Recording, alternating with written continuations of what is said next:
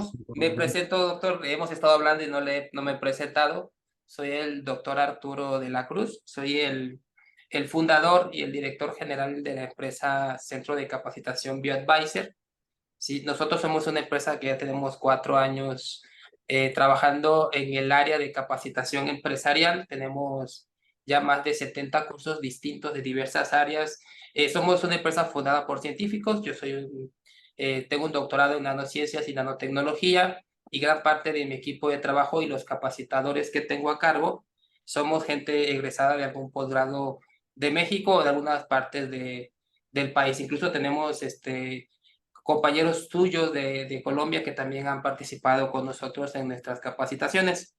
Sí, entonces, ese es básicamente un poco de lo que nosotros hacemos. Principalmente lo hacemos en línea, y también estamos en esta parte de tratar de ayudar a difundir un poquito todos estos conocimientos que gente como usted pues tiene, ¿no? Y que es importante que la sociedad también sea partícipe de todos ellos. Entonces, estas son una serie de conferencias que solemos hacer regularmente, y que, bueno, ahorita nos hace el honor de acompañarnos como ponente.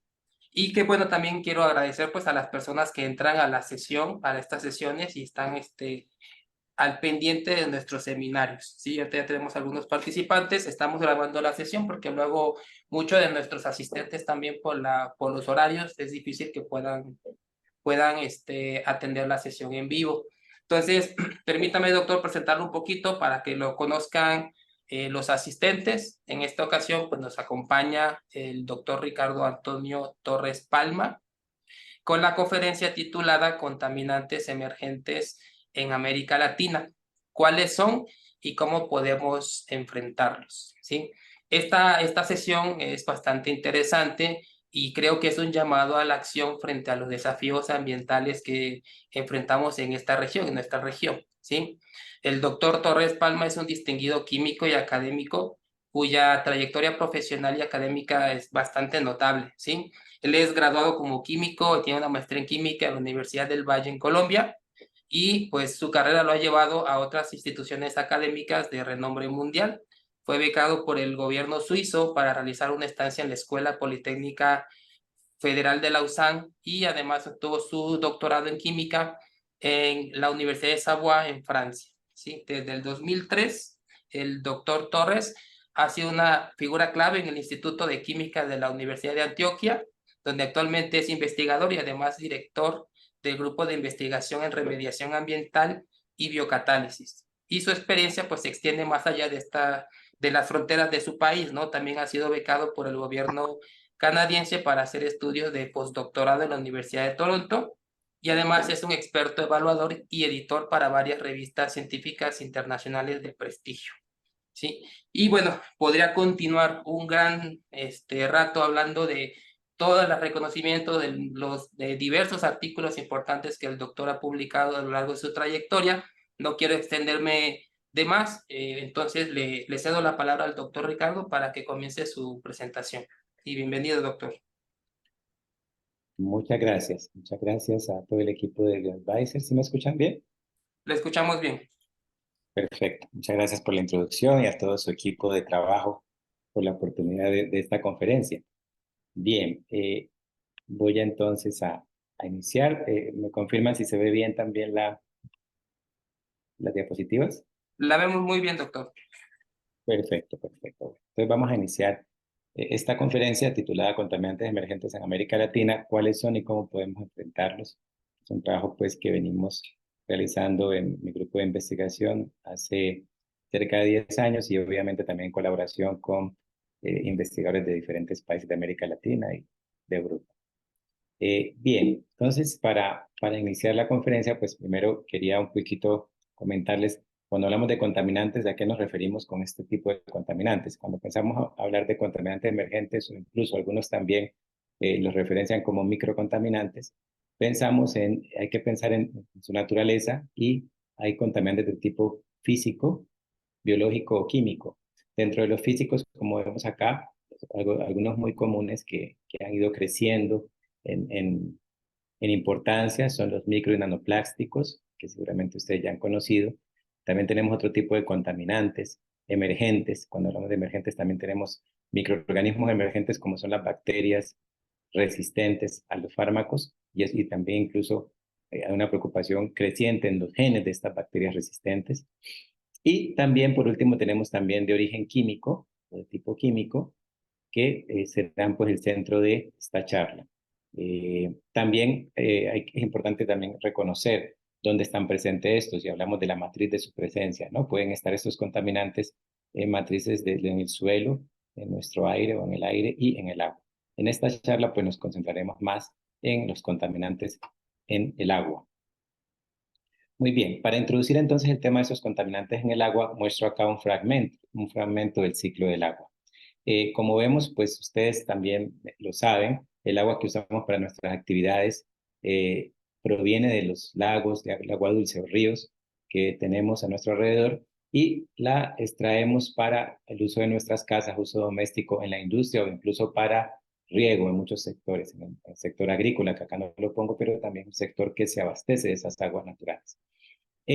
Importante también que luego que esta agua es usada, ¿sí? Bien sea de nuestras casas o proveniente de la industria o de riego, pues el agua es un agua residual, considerada un agua residual, que nuevamente llega al ecosistema. Por eso es un ciclo, ¿no? Llega una vez nuevamente a nuestros ríos, a nuestro ambiente. Entonces, por eso mostraba acá que es un fragmento del ciclo del agua. Aquí es importante también tener en cuenta que antes de su uso, para un uso adecuado hay que hacer un tratamiento, ¿sí? Por ejemplo, para nuestras casas, el agua se potabiliza, hay que hacer un tratamiento que la vuelva apta para el consumo humano, ¿sí? Y también importante considerar que una vez la usamos en nuestras casas, en la industria, o también para diferentes usos, en los hospitales, por ejemplo, o para riego, esa agua residual, ¿sí?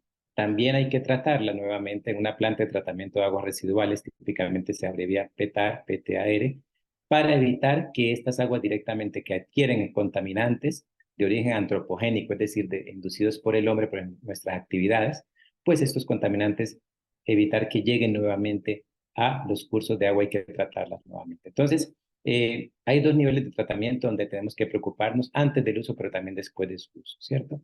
Y sobre todo después de su uso es donde introducimos muchos contaminantes de nuestras actividades. ¿Cuál es la situación en Colombia y muchos países de América Latina? Que esos tratamientos que estamos usando para potabilizar y también para tratarlas después del uso son inadecuados para estos contaminantes emergentes, porque no fueron construidos o elaborados para removerlos y por tanto pues no están siendo eficientes.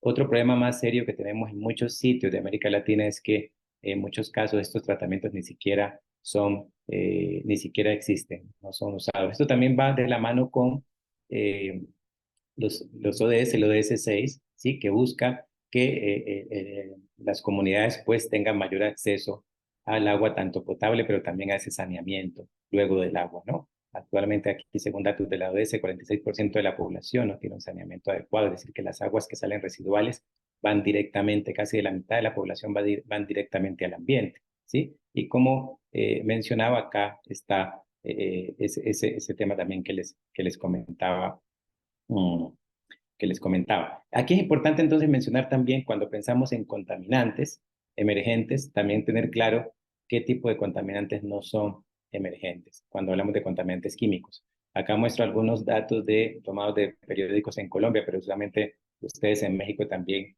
han estado familiarizados con este tipo de noticias, que cuando, por ejemplo, una industria textil vierte sus aguas residuales a un río, el río se torna de color. Y entonces esto es noticia de primera plana en los medios, nos escandalizamos nosotros y en los medios de comunicación, en los periódicos, en los noticieros, sale esta nota del cambio de color de las aguas por contaminación, ¿sí?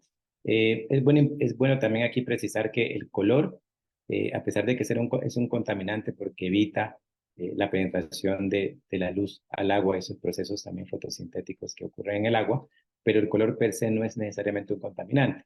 Ustedes seguramente en México conocen diferentes aguas frescas o gaseosas que tienen color y las consumen y el cuerpo las asimila sin problema. Es decir, que el color, aunque nos escandaliza, no necesariamente es un contaminante muy peligroso. Hay otros que son contaminantes emergentes, como muestro aquí algunos productos que provienen de nuestras actividades, de nuestro uso en nuestras casas, que son productos del cuidado personal, ¿sí?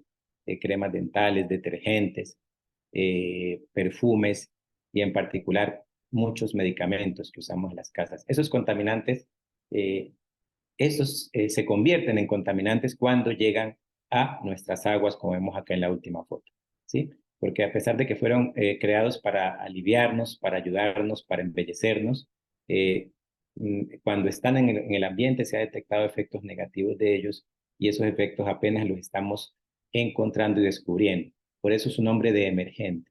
También es importante precisar que la palabra emergente no refiere necesariamente a un contaminante que es nuevo, sino más bien a lo nuevo realmente allí es que estamos entendiendo que muchos efectos o peligros o enfermedades que estamos viviendo hoy en día provienen de su presencia en nuestro ambiente. Eso es lo nuevo, ¿no? No necesariamente la creación o la introducción de ese contaminante en el ambiente. Es el entendimiento que estamos ganando en los últimos años.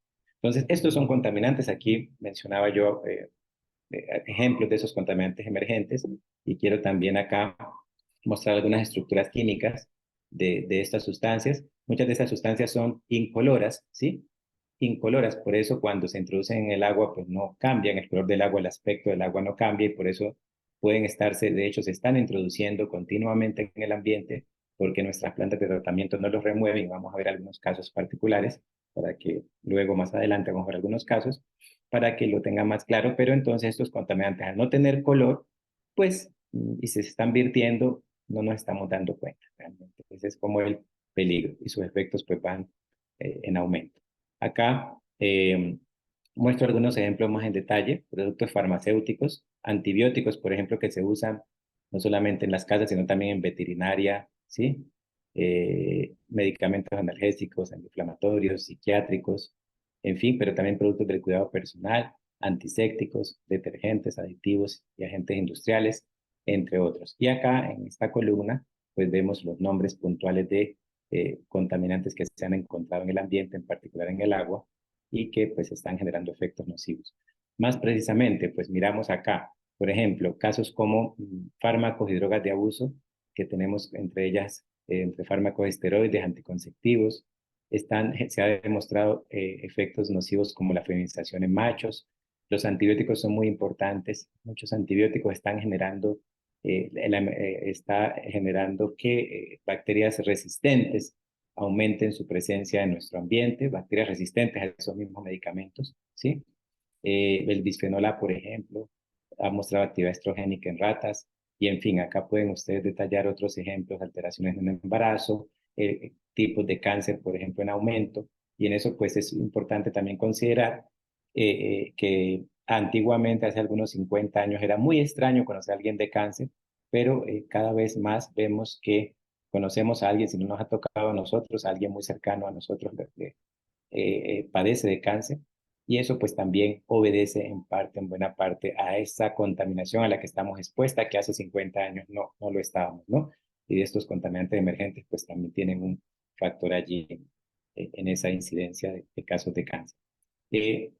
Miremos acá un poquito más, les mencionaba también el tema de bacterias resistentes, que es un tema también que quiero llamar su atención, porque son bacterias que el hecho de que los medicamentos, como específicamente los antibióticos, estén ahora cada vez más presentes en el ambiente, pues hace que estas bacterias se estén acostumbrando a su presencia, ellas modifican su ADN, ¿cierto? Y aprenden a combatir estos fármacos, estos medicamentos. Entonces, hay un crecimiento en estas bacterias resistentes o multiresistentes a varios fármacos, y el peligro es que podamos, por ejemplo, tener una bacteria súper resistente a los fármacos o multiresistente a los fármacos que conocemos y que sea de rápida proliferación, de rápido contagio, fácil contagio y además muy agresiva. Podría generar incluso una nueva pandemia, como algunos expertos lo han ya estimado. Entonces, ese crecimiento de esas bacterias resistentes que obedecen, como les decía, a su contacto continuo con antibióticos en el ambiente, pues es un riesgo al que nos estamos ya enfrentando y pues tenemos que también ponerle atención. Bien, aquí, ¿de dónde provienen esos contaminantes emergentes? Diferentes fuentes. Ya ustedes con la charla han podido ver, observar algunas fuentes de origen. Mencionábamos las casas, ¿cierto? Las casas, los hospitales también, ¿sí? ¿Por qué los hospitales? Porque muchos hospitales, desafortunadamente en América Latina, pues vierten sus aguas directamente al ambiente. Y en otros donde hay sistema de tratamiento, pues de aguas, pues el tratamiento es inadecuado y también llegan al ambiente. Pero también, por ejemplo, acá pongo una persona que se está bañando en en el agua de un río, donde también usa, por ejemplo, cremas solares y esas cremas solares pasan al agua y también generan contaminación. O aquí la crianza de animales, de vacas, de eh, porcinos, eh, gallinas o aves también, que también hoy en día peces que también les aplican para su crecimiento, mayor crecimiento, con menor enfermedades, uso de antibióticos y medicamentos. Entonces, sus heces fecales y su orina también llega al ambiente y también nos genera contaminación. Por mencionar algunos casos de puntos de entrada, orígenes de estos contaminantes emergentes en nuestro ambiente. Entonces, bien. Aquí, entonces, en resumen, pues en América Latina y también el caso de México tenemos dos situaciones o dos casos, ¿no? Donde, por ejemplo, no tenemos un caso donde muchas comunidades que no tienen tratamiento de aguas y entonces el agua va directamente al ambiente, y otros casos donde sí hay ciudades que sí tienen tratamiento de aguas y entonces se tratan antes de ir al ambiente. Y un caso que es común a este caso A y caso B es una actividad que hacemos muchos latinos, que es vertir, cuando pensamos que un medicamento, por ejemplo, ya está en desuso porque nos sentimos bien y no queremos ya, nos sentimos bien, o está vencido, muchas familias, muchas personas en América Latina lo que hacen es verterlo directamente a el inodoro o por el lavamanos. Evacuamos el inodoro o el lavamanos y pensamos que el problema ya está resuelto. Y realmente es al contrario. Realmente el problema inicia porque es donde estos contaminantes llegan directamente al ambiente, como en el caso A, o llegan a una planta que no está preparada para removerlos y va al final también al ambiente. También es importante considerar que si nosotros, que una vez que consumimos los medicamentos, ustedes seguramente se habrán dado cuenta que cuando consumen ciertos medicamentos, la orina o las heces fecales les cambia de olor o color. Ese cambio de olor o color que les huele al medicamento muchas veces es porque allí se está expulsando el medicamento y también pues va a la planta directamente al ambiente generando esos efectos que ya les mencioné previamente. Bien, aquí pongo, esta es una foto de la zona donde yo vivo en Colombia, que es una zona de manglares también, y lo pongo para mencionar que no solamente el hombre está expuesto, sino que también especies que habitan allí, en esos cursos de agua también están siendo afectadas, y pues la disminución de esas especies también tiene impactos en el ecosistema, en la cadena trófica bastante serios, ¿cierto? Y también no solamente el hombre, sino todas las especies que habitan también están en riesgo con estos contaminantes emergentes.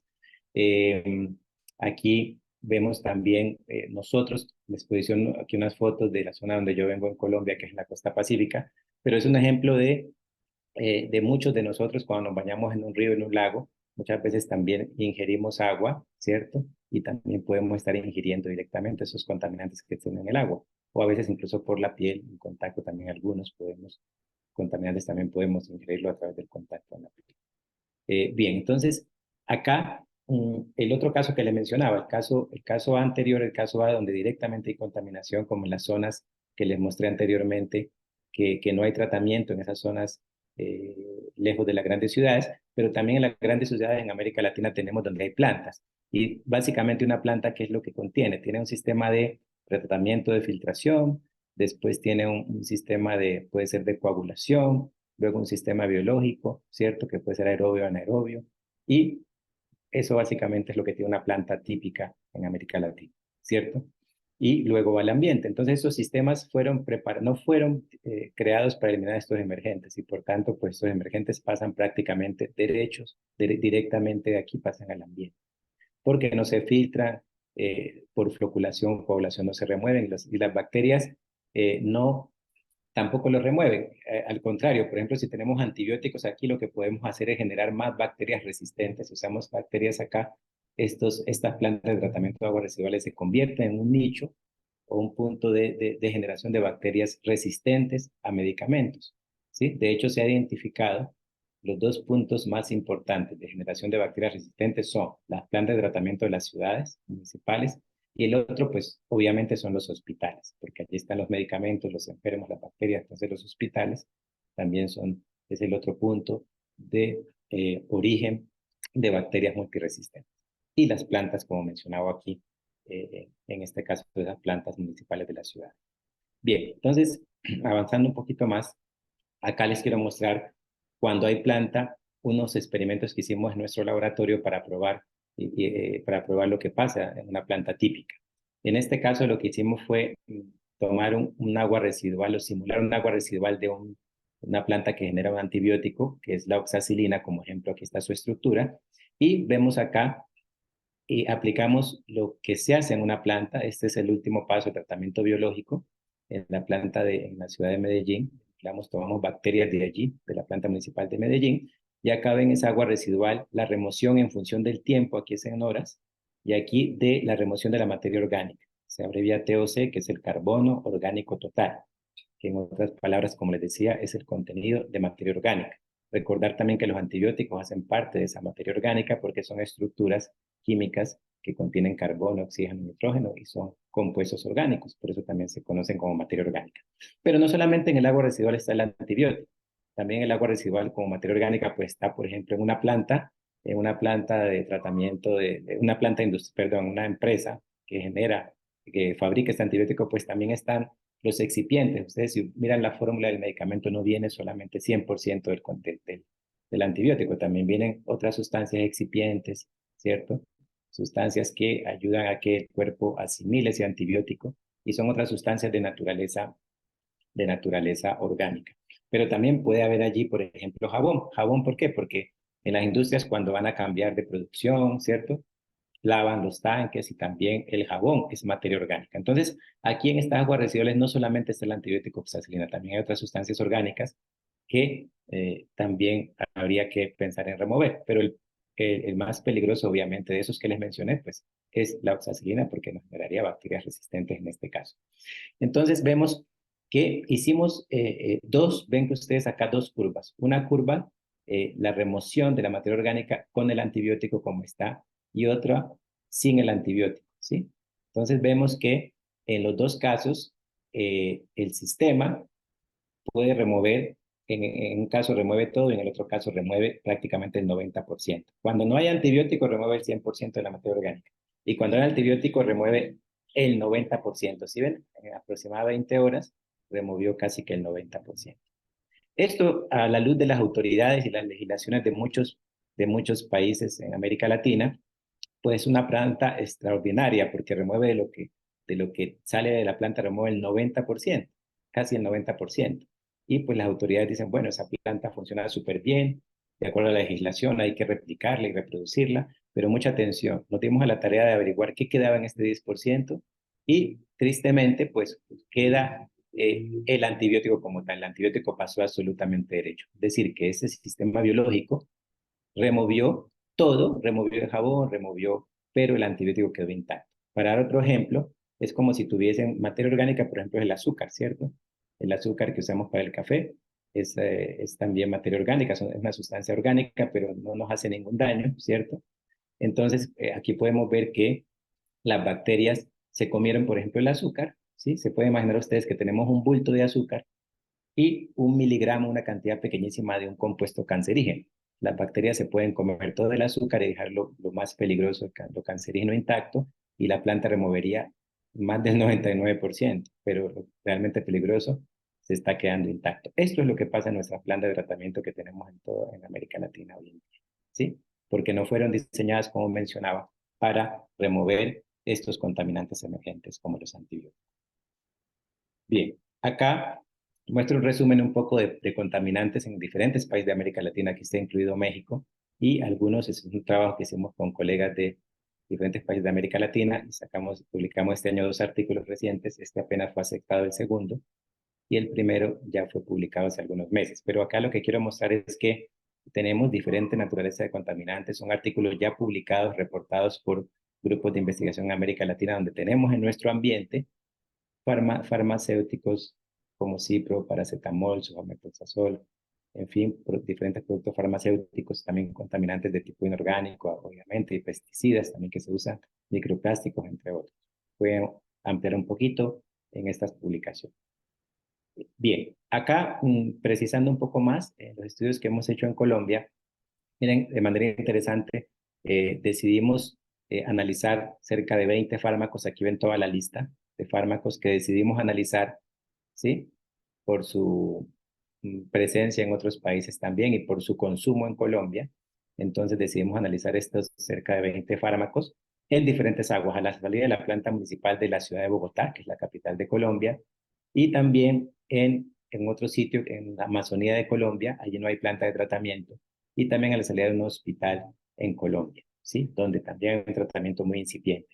Primero que les quiero mostrar acá es que todos los contaminantes que decidimos que analizar, prácticamente todos aparecieron. Aquí están los valores, ¿cierto?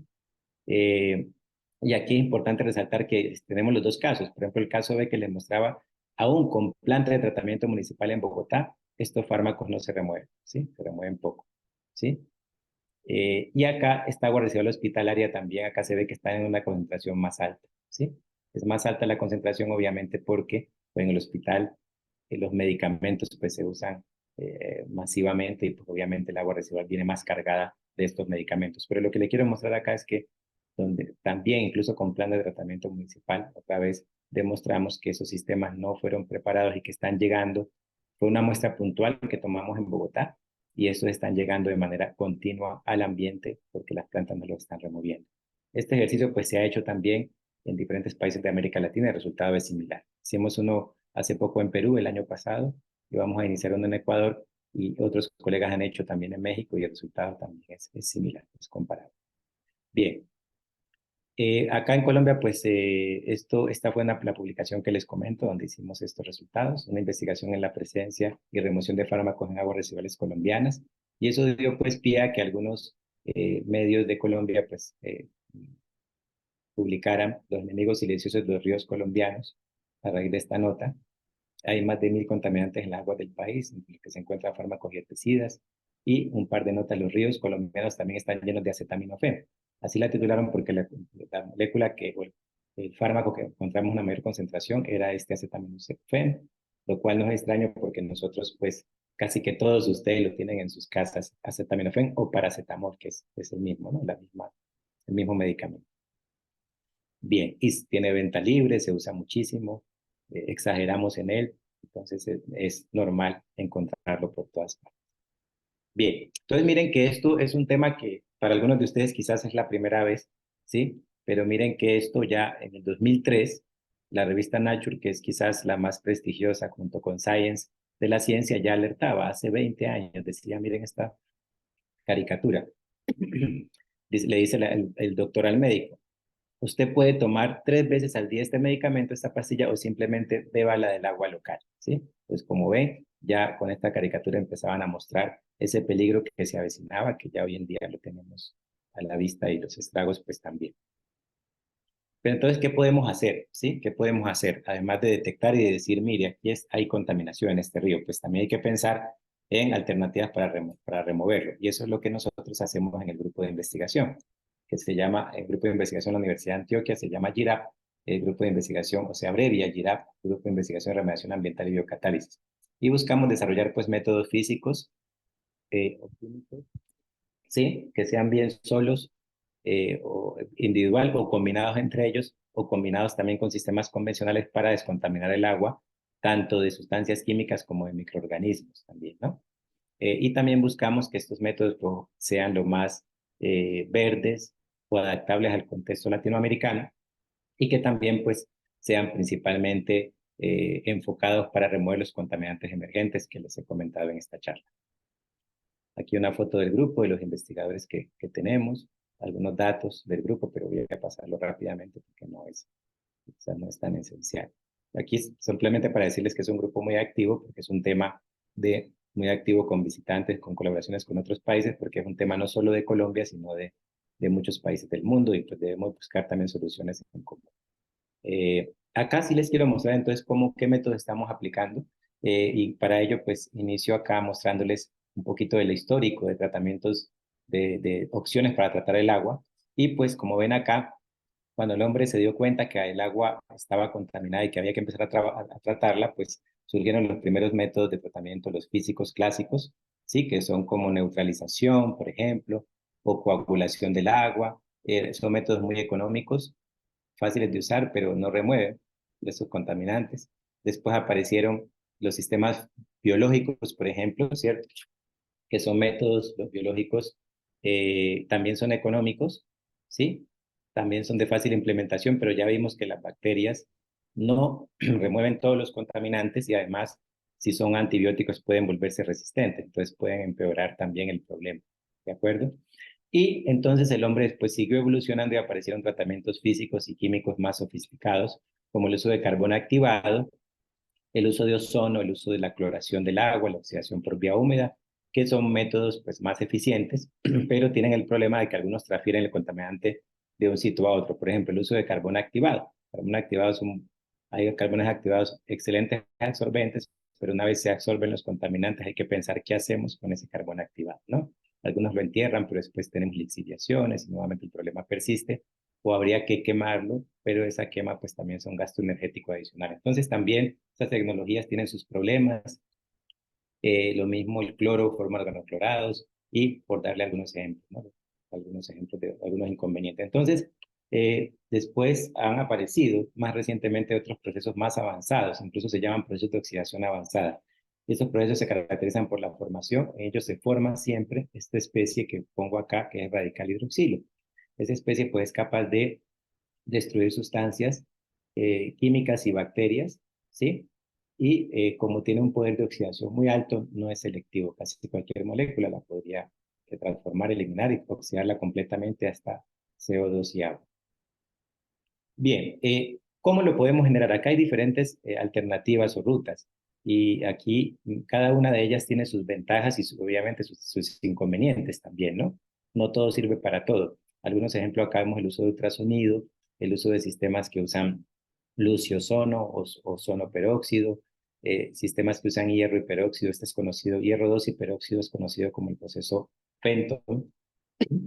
La luz ultravioleta con peróxido, ultravioleta con persulfato, o el uso también de la electroquímica. Acá muestro algunos tomado en Scopus hace un par de meses.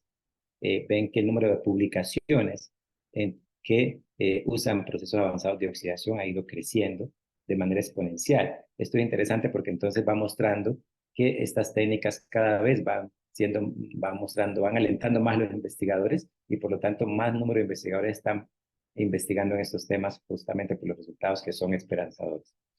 Eh, Acá y para ir finalizando también, quiero mostrar un par de casos, un par de ejemplos de aplicación de estas tecnologías. Aquí muestro el ultrasonido como alternativa.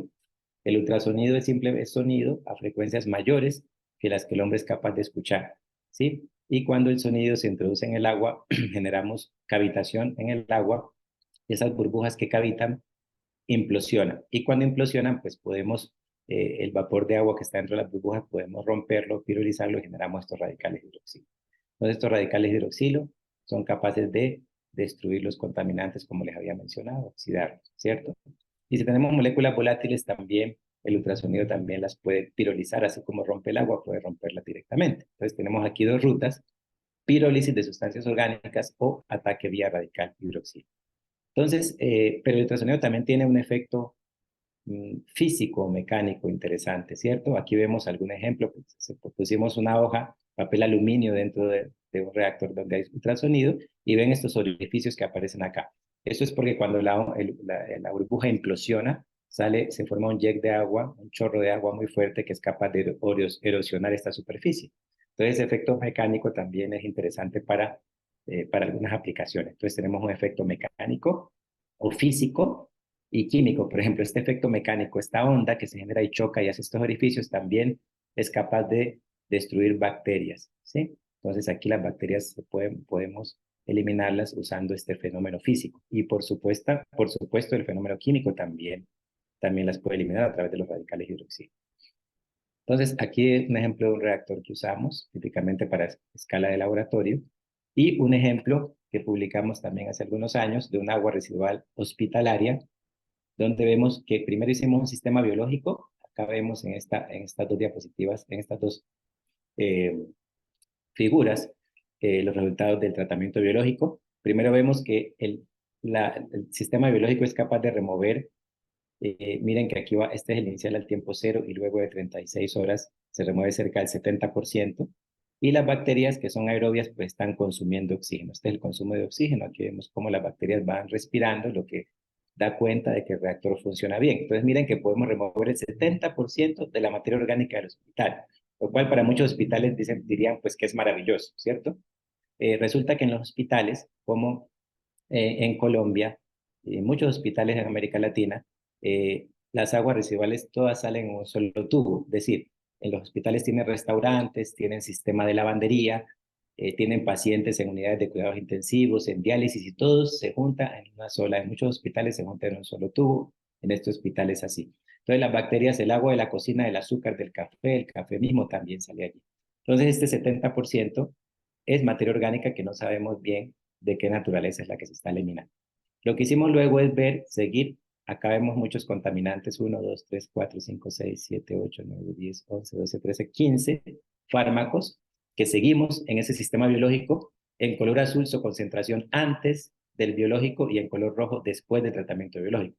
Y como ven, la mayoría de ellas no les pasó nada, casi que son las mismas barras antes y después. Quiere decir que las bacterias se comieron el azuquita del café, como dice una canción de un grupo de salsa, el Gran Combo de Puerto Rico. Las bacterias se comieron esa azuquita del café o todo lo biodegradable, pero realmente lo peligroso, lo nocivo para el ambiente, no lo tocó, ¿sí? Pasó lo que ya habíamos visto con experimentos anteriores, ¿cierto?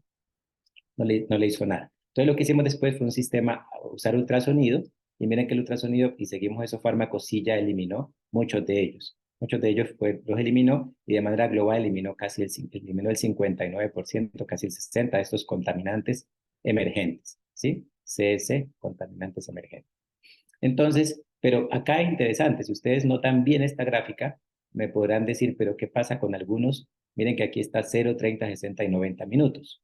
Ven que algunos de ellos su concentración, por ejemplo, acetaminofén, en lugar de disminuir, empezó a aumentar, ¿sí? Empezó a aumentar. Lo mismo también el valsartán, también empezó a aumentar por acá. Es muy raro, ¿sí? ¿Y cómo explicamos eso? Resulta que les había mencionado que el ultrasonido tiene la capacidad también para tener un efecto mecánico.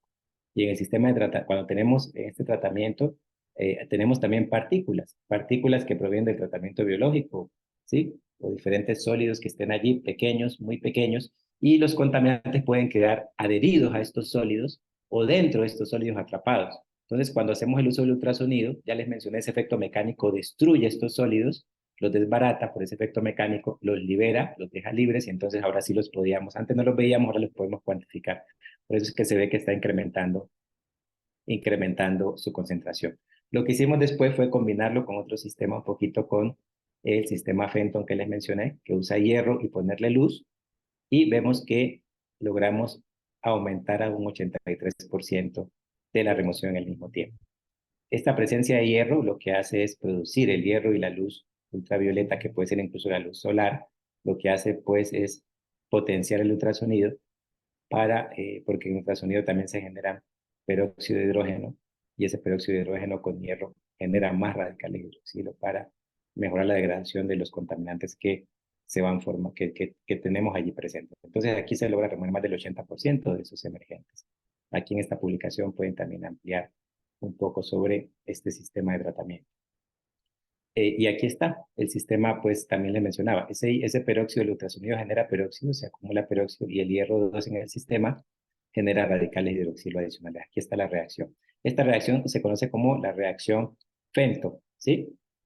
Y ese es un sistema también muy interesante por sí solo, ¿sí? Yo puedo adicionar peróxido o agua oxigenada y hierro 2 y genero estos radicales de manera homogénea en una solución, ¿sí?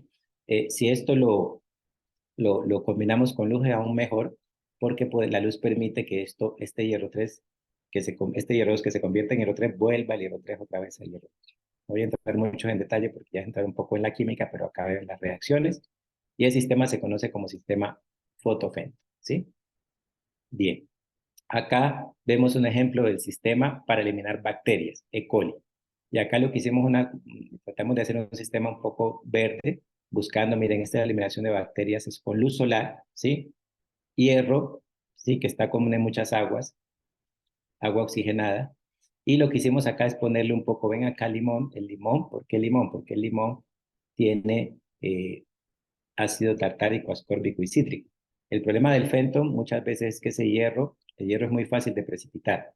El hierro en el agua se precipita. Entonces le adicionamos un poco, unas goticas de limón y estas sustancias que es el ácido ascórbico, el cítrico, forman un complejo con hierro que ya no, que ya es soluble, no deja que el hierro se precipite. Y además ese complejo absorbe mejor la luz del sol. Y vemos acá como resultado que podemos aumentar la inactivación de las bacterias. Se baja de en 90 minutos teníamos todavía bacterias y acá ahora en 30 minutos ya eliminamos las bacterias con un poquito de unas goticas de jugo de limón. Y aquí para terminar, entonces, un sistema un poco artesanal que montamos también basado en el sistema Fenton, en un hospital también en Colombia, donde teníamos obviamente primero un sistema primario de filtración, después un sistema biológico y después el sistema terciario, donde teníamos acá el hierro y el peróxido de hidrógeno para remover los contaminantes emergentes del hospital. Importante para terminar entonces, cuando, o recomendaciones para que tengan en cuenta, cuando se hace un sistema de tratamiento de aguas, hay que pensar no solamente en seguir el contaminante inicial, sino que a veces hay que seguir qué pasa en qué se convierte ese contaminante, porque a veces un tratamiento puede convertir un contaminante en algo más peligroso, ¿sí? Recuerden que la materia se transforma, ¿sí? Lo transformamos en otra cosa, entonces es importante ver en cuáles son esos productos de degradación. Ahí es interesante seguir el contenido de carbono orgánico total, porque si llegamos, el contenido de carbono orgánico total llega a cero, quiere decir que toda la materia orgánica se convirtió hasta CO2 y ya no hay contaminantes orgánicos peligrosos, ¿sí?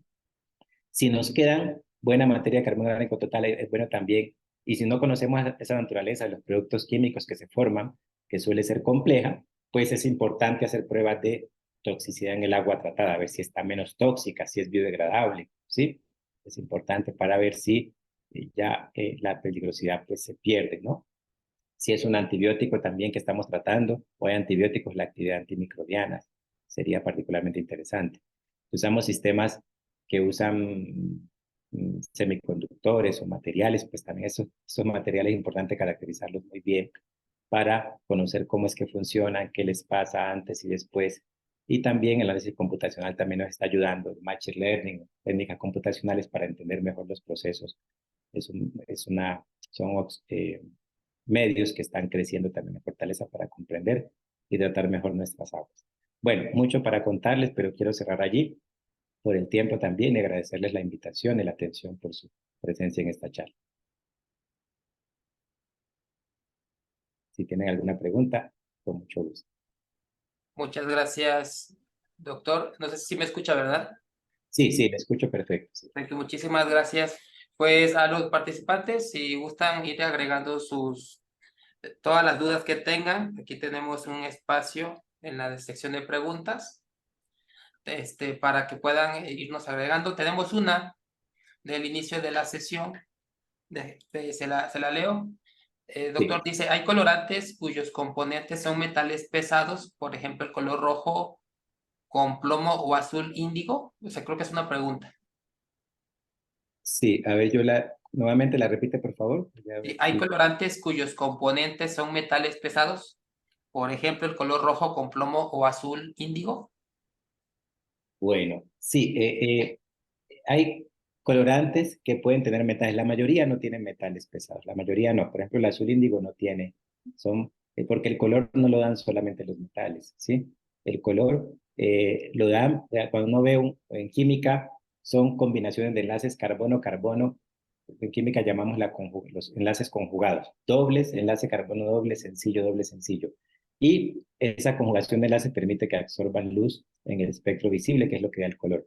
La mayoría de colorantes no tienen color, ¿sí? Perdón, la mayoría de colorantes no tienen metales. Y entonces, que algunos sí, muy pocos, pero la mayoría no tienen metales. O sea, el color no se debe a metales pesados en su estructura química. Son moléculas de naturaleza orgánica. Muchas gracias. De hecho, bueno, aquí veo que levantó la mano el que hizo la pregunta, César Páez. Le abro el micrófono por si quiere hacer otra pregunta o complementar la que hizo. Ya puede abrir su micrófono si gusta. Entonces, no sé si quieres complementar o hacer alguna otra pregunta, César, ya puedes hablar. Perdón.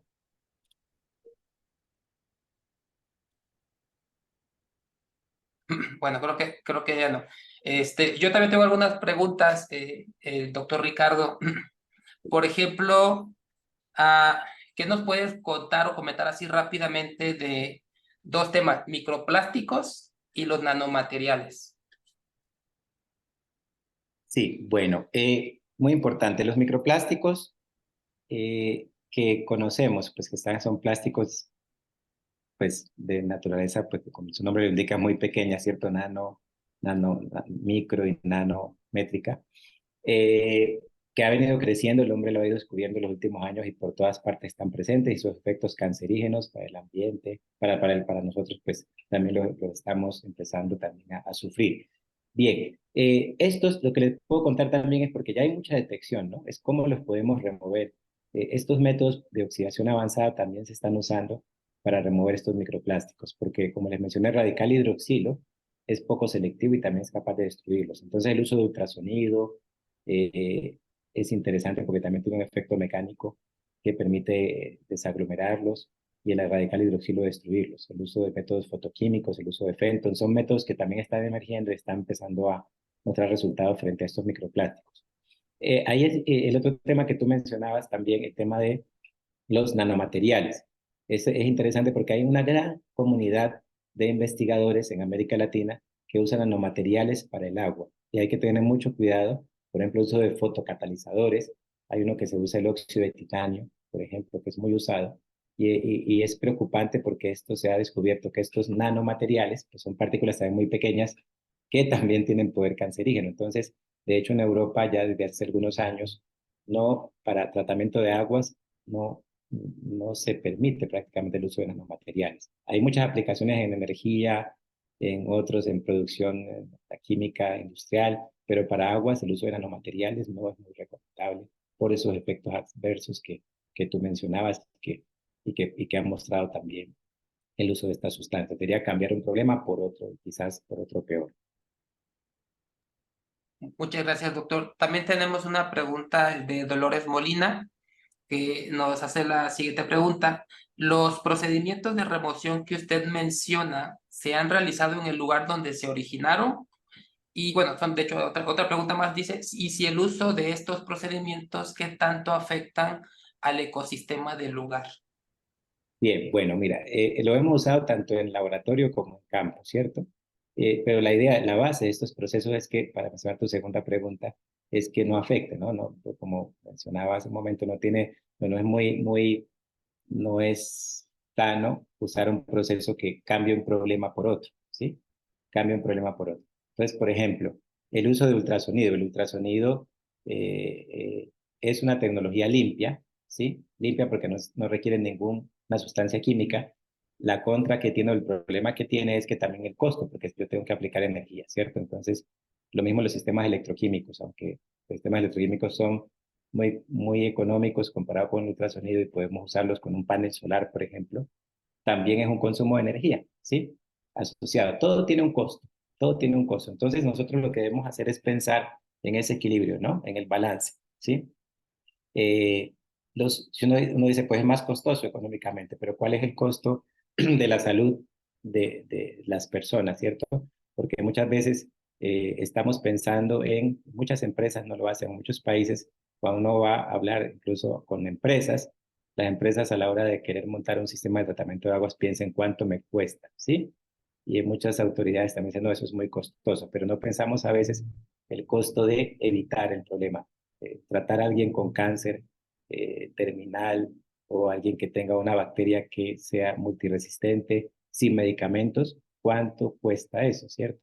Entonces es donde nosotros debemos pensar en tratar cuánto cuesta perder nuestros ecosistemas, cuánto cuesta perder especies que perder especies que ya no puedan vivir más en un ambiente, cuánto cuesta recuperar un río, ¿sí? Nosotros estamos vertiendo al río, ¿cómo hacemos eso, los ríos para volverlos limpios nuevamente? ¿Cuál es el costo? ¿Cuál es el costo? Entonces, cuando pensamos eh, en esas consecuencias, vamos a entender que hay que evitar contaminar, empezando pues por no solamente las empresas, ¿cierto? No solamente las empresas, sino también nosotros de nuestras casas. ¿Cómo evitar pensar en que ese medicamento, por ejemplo, que ya no es insecticida, que ya no quiero usar más, no lo voy a botar a la basura, no lo voy a botar al inodoro, no lo voy a botar al desagüe, no lo voy a tirar al mar, porque entonces ahí es donde el problema empieza, ¿sí? Entonces, ese costo no lo pensamos a veces, ¿no? Las consecuencias las vivimos y el costo desastroso no lo consideramos. Entonces, estos sistemas justamente surgen para evitar esos efectos al ecosistema. Para mencionar la pregunta, para volver a la pregunta de Dolores, para evitar que nuestros ecosistemas se afecten y perder calidad en nuestros ecosistemas. Lo que sí, pues obviamente tiene un costo, ¿sí? Pero es mucho más económico que el costo ambiental que les mencioné. Y además, pues los procesos que nosotros al menos, que muchos en América Latina estamos buscando, que sean procesos también que podamos usar adaptables a nuestros contextos latinoamericanos y que puedan las comunidades también usarlos, ¿no? Ok, muy bien. Muchas gracias, doctor. Además, nosotros vamos a iniciar un curso de biorremediación justamente este fin de semana. Y esto me genera la siguiente pregunta. De hecho, también tenemos uno pronto de toxicología ambiental. Entonces, tengo una pregunta pensando en que nosotros vamos a ofertar cada uno de esos cursos. Eh, si yo soy una empresa que sí me interesa justamente esto, te estoy escuchando y a mí me interesa este tema, ¿hay alguna tecnología actual que ya me permita tratar este tipo de contaminantes? Esa es la parte que digamos, de la primera pregunta. La segunda sería, ¿qué tanto hemos avanzado en Latinoamérica en la parte regulatoria de este tipo de cosas, ¿no? Porque, bueno, si no existe una regulación, pues el problema no existe, ¿no? Entonces no lo podemos trabajar. Entonces, si nos puede apoyar con esas dos preguntas. Sí, claro. Sí, mencionaba la regulación en América Latina y qué tecnología. La tecnología pues depende mucho del problema que tengamos. Por ejemplo, no es lo mismo las aguas textiles, por ejemplo, suelen tener pHs muy altos, ¿sí? Entonces no es lo mismo tener un tratamiento, enfrentarse a un agua de un pH muy alto que a una de pH bajo, ácido, neutro, ¿cierto? O hay aguas que pueden tener también metales, otras no. Entonces, no hay un sistema o tienen más bacterias, otras tienen sustancias orgánicas. Si el agua residual tiene sustancias orgánicas biodegradables, pues va a ir mejor un biológico. Entonces, realmente con eso lo que quiero significar o decir es que dependiendo que lo importante al comienzo es caracterizar muy bien el agua, ¿no? Y saber cuáles son los contaminantes más importantes o los contaminantes que queremos remover y luego, pues sí pensar en un sistema de tratamiento. Por ejemplo, si el agua tiene buena conductividad, un sistema electroquímico vendría bien, ¿sí? Si el agua tiene sustancias contaminantes que son de naturaleza volátil, un sistema ultrasonido quizás puede ser interesante. Si el agua tiene sustancias biodegradables, muchas, pues hay que aplicar un biológico, al menos inicialmente, para que las bacterias se coman lo biodegradable. Entonces, no hay un sistema universal. Hay que caracterizar muy bien el agua para ver cuál es el más adaptado, más adecuado para resolver el problema. Y lo otro es frente a la regulación. Pues América Latina todavía no, desde mi conocimiento, no tiene regulación. Países como Suiza, por ejemplo, sí tiene ya en Europa no solamente regulación, sino que también tiene sus plantas de tratamiento adaptadas para remover los emergentes. Ellos definieron una lista de contaminantes en función de su recurrencia y de su peligrosidad y su dificultad para tratarla, y la lista son cerca de 15 contaminantes, que si ellos remueven esos 15, pues que son más difíciles de remover, pues los otros contaminantes emergentes también van a ser removidos, ¿cierto? De acuerdo a los estudios que han hecho. La Comunidad Europea también lo está desarrollando y abordando, y en América Latina desafortunadamente pues es un problema que poco se conoce. Entonces, si las comunidades y la gente del común lo conoce poco, pues los entes, los gobiernos pues van también a hacer muy poco, ¿no? Porque requiere muchas veces para que los cambios se den, pues que haya una presión social que al menos nuestros países, la comunidad de América Latina no es consciente de ello.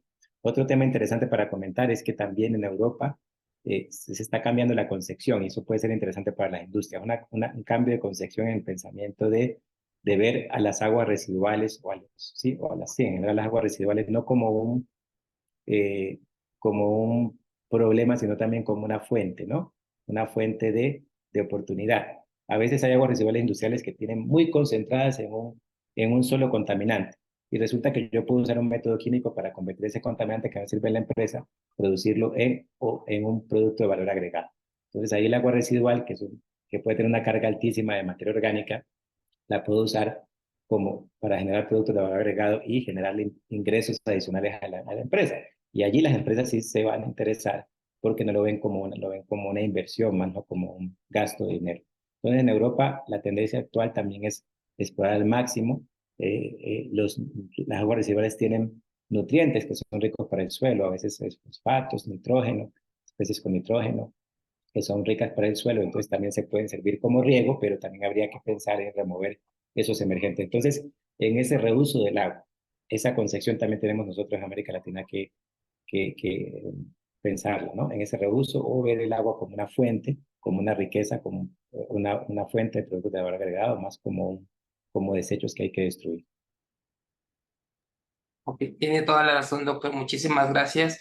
Nosotros pues, nos toca seguir pues, levantando la voz, compartir esta información. Nosotros desde la empresa pues trataremos de que esta sesión, esta conferencia quede disponible a más personas para que puedan escucharlo, puedan entender que hay un problema ahí que se nos está pasando un poquito por alto y que a lo mejor haya personas que puedan hacer algo por tratar de empezar a resolverlo. Entonces, le agradezco muchísimo su ponencia, su tiempo, también a todas las personas que estuvieron con nosotros. Y bueno, doctor, muchísimas gracias y seguimos en contacto. Y gracias a No, todos, hasta pronto. hasta luego, muchísimas gracias.